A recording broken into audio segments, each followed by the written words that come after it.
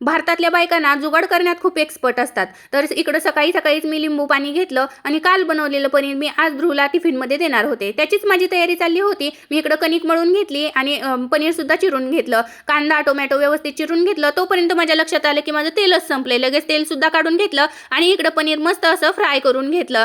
आपल्याला जास्त फास्ट गॅसवरती हे फ्राय करून घ्यायचंय म्हणजे कडक येत नाही. लगेच मी इकडं कांदा, टोमॅटो फ्राय करायला ठेवलं. तोपर्यंत म्हटलं मसाला काढून घेऊ. ते व्यवस्थित आपल्याला फ्राय करून काढून घ्यायचा आहे. मग काय मी लागले इकडं ध्रुवच्या नाश्त्याच्या तयारीला. लगेचच मी इकडं उपम्याच्या तयारीला लागले. कांदा, मिरची सगळं काही चिरून घेतलं आणि मस्त असा उपमा ध्रुवला टिफिनमध्ये बनवण्यासाठी रेडी सुद्धा झाला. इकडे मी परत आले माझ्या पनीरच्या रेसिपीला. मस्त असं कांदा टोमॅटोची पेस्ट, मसाला सगळं परतवून घेतलं आणि त्याच्यामध्ये फ्राय केलेलं हे पनीर सुद्धा ऍड केलं आणि मस्त अशी माझी पनीरची भाजी सुद्धा रेडी झाली होती. पुड्यामधलं तेल तर काढलं होतं, पण ह्या बाकीचं राहिलेल्या तेलामध्ये मी मस्त अशी ही कणिक मळून घेतली आणि ही एकदम मऊ लुसलुशीत होते. आणि आपण भारतातल्या बायका अशा जुगाड करण्यात ना खूप एक्सपर्ट असतो. आणि बघू शकता चपाती सुद्धा किती छान झाली. मग काय ध्रुवचा टिफिन इकडं मस्त पॅक करून दिला, त्याला बाय बाय केलं आणि मी इकडं मस्त अशी ब्लॅक कॉफी घेतली. आजकाल मी ब्लॅक कॉफीच घेते, चहा बंद केलाय. लगेच माझी काही कामं राहिलेली ती करायला घेतली आणि आजच्यासाठी एवढंच. चला बाय.